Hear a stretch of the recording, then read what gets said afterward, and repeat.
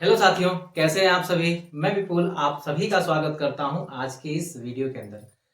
आम चुनाव आ चुके हैं 2024 के और इस लोकसभा चुनाव में केंद्र की दो मुख्य पार्टियां कांग्रेस और बीजेपी वे अपने अपने पार्टी के मैनिफेस्टो या फिर कह सकते हैं उन्होंने जो 10 सालों में काम किए हैं उनका ब्यौरा देने के लिए सामने आ रही हैं। और सारे देखें जितनी भी पार्टियों के जो भी सदस्य हैं या फिर जो भी उनके शीर्ष नेतृत्व हैं वो बताने का प्रयास कर रहे हैं कि उन्होंने कितना काम किया है 10 सालों के अंदर। तो हम जो है कांग्रेस के 10 सालों का और बीजेपी के 10 सालों का जो भी लेखा जोखा है यहाँ पे देखने वाले हैं इस वीडियो के अंदर। ये देखेंगे कि कौन सी सरकार ने ज्यादा काम किया, क्योंकि लोगों के लिए जो लोग होते हैं वो भोले भाले होते हैं, उनको उतना आंकड़ा होता नहीं है कि कौन सी पार्टी सही कह रही है। हमें किसी पार्टी से चुनाव लड़ना नहीं है, लेकिन हम जो है उन सभी लोगों को बताना चाहते हैं कि कौन सी पार्टी ने इन 10 सालों में ज्यादा विकास किया है। तो आइए बात करते हैं सबसे पहले देश की जीडीपी पे कि देश की जीडीपी क्या है। अगर बात देश की जीडीपी पे करें तो 2013 के अंदर देश की जीडीपी 1.8 ट्रिलियन डॉलर थी। वहीं अगर हम बात करें 2023 में, तो 2023 में जो जीडीपी है वो 3.73 ट्रिलियन डॉलर है। तो आप देख सकते हैं कि कितना सारा फर्क है, क्योंकि अगर हम देखेंगे कि कांग्रेस ने बहुत ज्यादा दिनों तक शासन किया है भारत के ऊपर और उसके बावजूद भी आप अगर देख पाएंगे तो 1.8 ट्रिलियन डॉलर का ही उन्होंने विकास किया था 2013 के अंदर। लेकिन हम केवल 10 सालों के अंदर देखें तो दोगुने से अधिक, आप देखिएगा मैंने जो आपको आंकड़ा बताया है 3.73 ट्रिलियन डॉलर का, ये दोगुने से अधिक है। और दोगुने से अधिक जो है आप कह सकते हैं कि बहुत कम समय में यानी 10 वर्ष में ही केवल ये चीज पार कर लिया गया है। यानी कि अगर हम देखें जीडीपी के हिसाब से तो यहाँ पे बीजेपी जो है वो कांग्रेस से ऊपर जाती हुई दिख रही है। अब बात करते हैं यहाँ पे चूंकि गरीबी पे, क्योंकि बात गरीबी करें, भारत में गरीबी की संख्या बहुत ज्यादा रही है और हर पार्टियां जो है गरीबों पे बात उठाती रहती हैं, गरीबों के लिए नई नई योजनाएं लेके आती रहती हैं। तो देखेंगे जरा कि गरीबी में क्या चीजें हैं, कांग्रेस ने कितना काम किया है और बीजेपी ने कितना काम किया है। तो अगर हम बात करें यहाँ पे गरीबी में, तो नीति आयोग का मैं रिपोर्ट देता हूं। नीति आयोग के अनुसार भारत में गरीबी दर 2013-14 में 29.17% से घट करके 2023 में, याद रखिएगा 2023 में ये 11.28% रह गई है। याद रखिएगा जब गरीबी आप कह सकते हैं कि जो 2013-14 है उस समय 29.17% थी, यानी कि आज के 2023 में जो गरीबी है 22-23 के अंदर जो गरीबी थी उससे कहीं ज्यादा थी। और 22-23 में जो गरीबी थी वो है आपकी 11.28%। ठीक है ना। यानी आप देखेंगे पिछले 9 सालों में 17.89% की कमी आई है इस गरीबी दर के अंदर। अब यहां पे बात करें थोड़ा सा और आगे चलते हुए, 2004 में अगर गरीबी का अनुपात देखें तो 37.2% थी। 2004 के अंदर जो गरीबी थी वो 37.2% थी, 37.2%। और 2013 में कितनी थी, 2013 के अंदर आप देखेंगे तो 29.17% थी। यानी कि इनके बीच जो कमी हुई है, उन्होंने जो 10 सालों या उन्होंने जो 9 सालों में गरीबी कम की है वो केवल 8.03% की कमी की। यानी अगर कांग्रेस का 2004 से लेकर के 2013 तक गरीबी की बात करें कि उन्होंने कितनी गरीबी कम की, तो उन्होंने 8.03% की कमी की। लेकिन वहीं बीजेपी जो है वो 9 सालों में 17.89% गरीबी दूर कर चुकी है। तो आप यहां से भी अनुमान लगा सकते हैं कि बीजेपी गरीबी दूर करने के मामले में भी आगे रही है। ये मैं नीति आयोग का रिपोर्ट में दे रहा हूं आपको, मैं ऐसा वैसा बात नहीं कर रहा हूं। ठीक है ना। अब आगे चलते हैं भ्रष्टाचार में। अगर आप देखेंगे तो भ्रष्टाचार के मामले में कांग्रेस के बहुत सारे नाम आते रहे हैं, जिसमें दो चार मैं आपको गिनवा भी देता हूं यहाँ पे। जैसे कि आप देखेंगे कोयला घोटाला 1.86 लाख करोड़ का जो कि मामला चल रहा है। 2G स्पेक्ट्रम 1.76 लाख करोड़ का घोटाला था। मनरेगा पे आप देखेंगे, मनरेगा में जो घोटाला किया गया था वो 10 लाख करोड़ रुपए का था। कॉमनवेल्थ जो घोटाला था वो 70,000 करोड़ रुपए का था। हेलीकॉप्टर जो घोटाला था वो 362 करोड़ रुपए का। इतने सारे मैंने कुछ मुख्य मुख्य घोटाले जो है वो लेकर के आया हूं। लेकिन बीजेपी के अंदर जो एक घोटाला आरोप लगाया गया था कांग्रेस की तरफ से, विपक्षी पार्टियों की तरफ से, राफेल का, और उसको भी सुप्रीम कोर्ट ने खारिज कर दिया है। यानी आप मान सकते हैं घोटालों के मामले में बीजेपी जो है वो अभी कम है और कांग्रेस यहाँ पे आगे दिखती हुई यहाँ पे नजर आ रही है। ठीक है ना।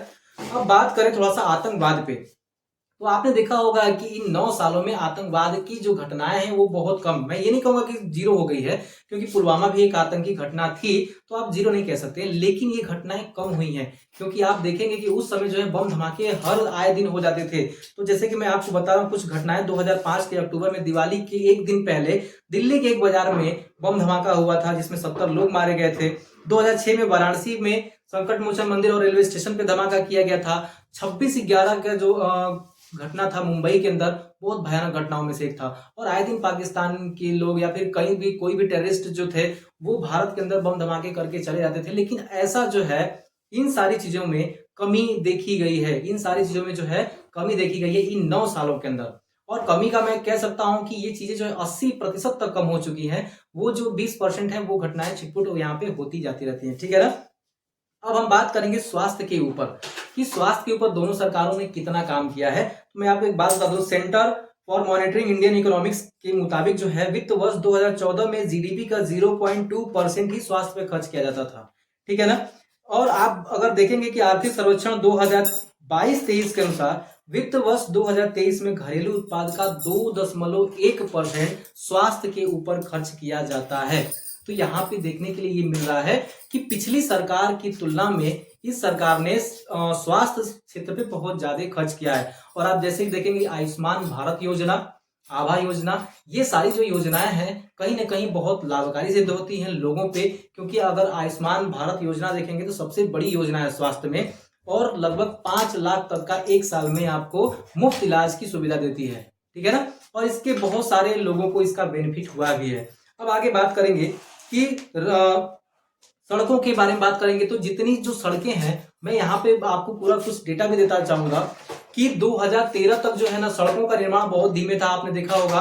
और इस समय सड़कों का निर्माण बहुत ज्यादा है। 2013 तक सड़कों का जो प्रतिदिन निर्माण था 12 किलोमीटर प्रतिदिन था।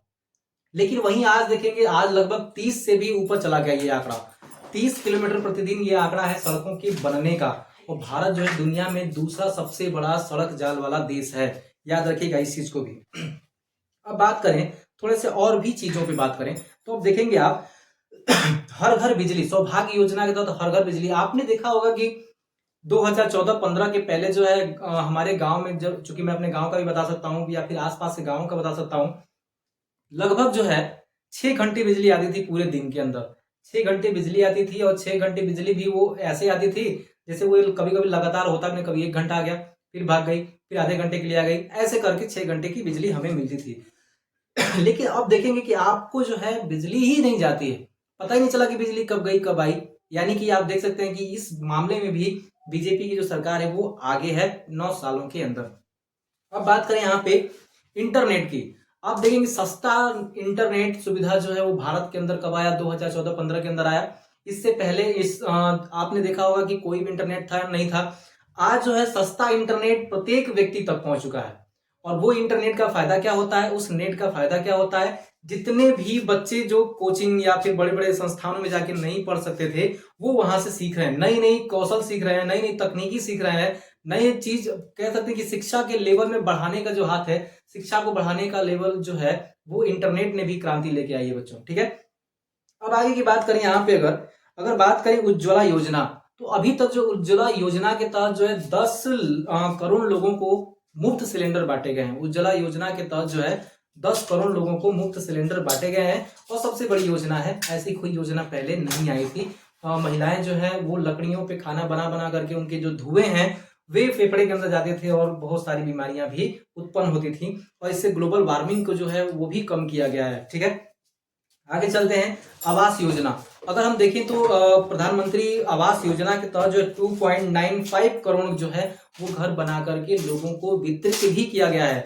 हम पहले सुनते थे कि मतलब आवास बन रहा है, लेकिन आवास मिला किसे पता ही नहीं चलता था। लेकिन अब जो है आवास बन भी रहा है, लोगों को मिल भी रहा है। अब यानी कि मैंने ये जितनी चीजें आपको बताई हैं वो जरूरी चीजें थी। आप देखेंगे कि राशन जो राशन बांटे जा रहे हैं, गरीबों तक 5 किलो जो राशन पहुंच रहे हैं, क्योंकि जिनको खाने की समस्या है, जिनके तक भोजन का पहुंच नहीं हो पाता है, वहां तक भी ये गवर्नमेंट ने भोजन का पहुंच किया है। किसानों के लिए अगर आप देखेंगे तो किसान सम्मान निधि योजना भी आप देख सकते हैं। जो यूरिया उस समय 3,000 4,000 की मिलती थी वो आज 300 400 की मिल जाती है। तो बहुत सारे बदलाव आए हैं। सरकार जो है जितना पैसा ट्रांसफर करती है लोगों के खाते में उतना ही पैसा आता है। इससे आप देख सकते हैं कि भ्रष्टाचार का लेवल भी कम हुआ है। मैं ये नहीं कहूँगा कि समाप्त हो गया है, ये चीजें कम हुई हैं। बाकी जो है मैंने इतने सारे डेटा दिए हैं जिसमें कि अभी तक जो है बीजेपी सरकार आगे है। फॉरेन पॉलिसी देखेंगे तो भारत की छवि जो है वो पूरे के पूरे विश्व में एक अलग प्रकार की है, और भारत जो है उभरती छवि के साथ जो है देश के अंदर प्रेजेंट हो रहा है। जैसा कि आप देखे होंगे मनमोहन सिंह की जब सरकार थी तो वो सबसे पीछे खड़े होते थे, या फिर मनमोहन सिंह को अलग करके सोनिया गांधी को लाया जाता था, लेकिन वो भी उतना तजर्बा नहीं देते थे लोग। लेकिन आज जो है जब प्रधानमंत्री किसी देश में जाते हैं तो अमेरिका जैसा देश, वहां के राष्ट्रपति जो है मतलब भारत के प्रधानमंत्री का एक भव्य स्वागत करते हैं। ये हमारे भारत के लिए बहुत ही गर्व की बात है। अब बाकी जो है फैसला आपको लेना है। ये वीडियो कैसा लगा है कमेंट करके जरूर बताइएगा। अगर आपको अच्छा लगा हो तो लाइक करिएगा, वीडियो को शेयर करिएगा। आज के लिए इतना ही। जय हिंद।